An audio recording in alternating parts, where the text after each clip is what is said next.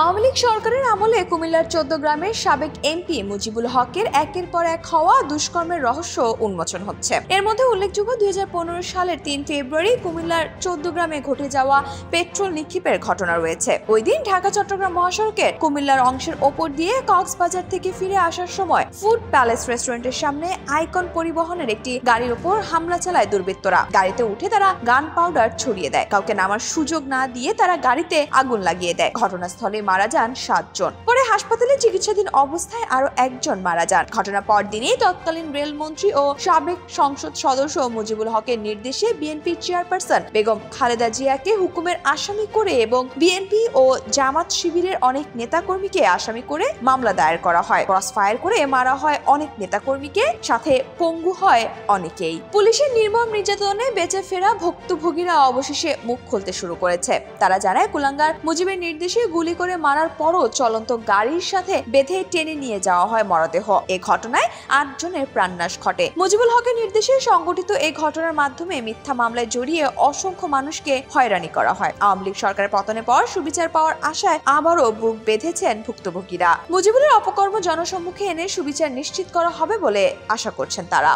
১৪ গ্রাম উপজেলার বিএনপির এক নেতা জানায়, মুজিবুরের অত্যাচার ছিল অকল্পনীয়। আপন ভাইয়ের মৃতদেহে মাটি পর্যন্ত দিতে আসেননি তিনি। প্রশাসন দিয়ে মৃতদেহ পাহারায় রাখতো যাতে কেউ দেখতে আসতে না পারে। এদিকে স্থানীয়রা বলছেন, ক্ষমতার অপব্যবহার করে মানুষের উপর নিষ্ঠুর বর্বরতা যে দৃষ্টান্ত এমপি মন্ত্রীরা রেখে গেছেন তা নেক্কারজনক। ওই সকল অপরাধীদের আইনের আওতায় এনে বিচারের মুখোমুখি করা হোক। মুজিবুল হক ক্ষমতার সর্বোচ্চ অপব্যবহার করেছেন বলে জানান তারা। স্থানীয় জনতার কাছে ফেরাউন হিসেবে পরিচিত কুমিল্লার ১৪ গ্রামের সাবেক সংসদ সদস্য ও রেলপথ মন্ত্রী মুজিবুল হক। স্থানীয়দের অভিযোগ, টানা ১৬ বছর ক্ষমতার দুর্দান্ত প্রভাব খাটিয়ে নামে বেনামে এবং স্বজনদের নামে তিনি হাজার কোটি টাকা সম্পদ গড়েছেন। গাড়ি, বাড়ি, প্লট, ফ্ল্যাট, কৃষি, অকৃষি জমি, CNG filling station, hotel, insurance সহ বিশাল সম্পদের মালিক হয়েছেন। মুজিবুল ও তার পরিবারের সদস্যদের অত্যাচারে অসংখ্য তৃণমূল আওয়ামী লীগ নেতাকর্মী দীর্ঘদিন এলাকা ছাড়া ছিলেন।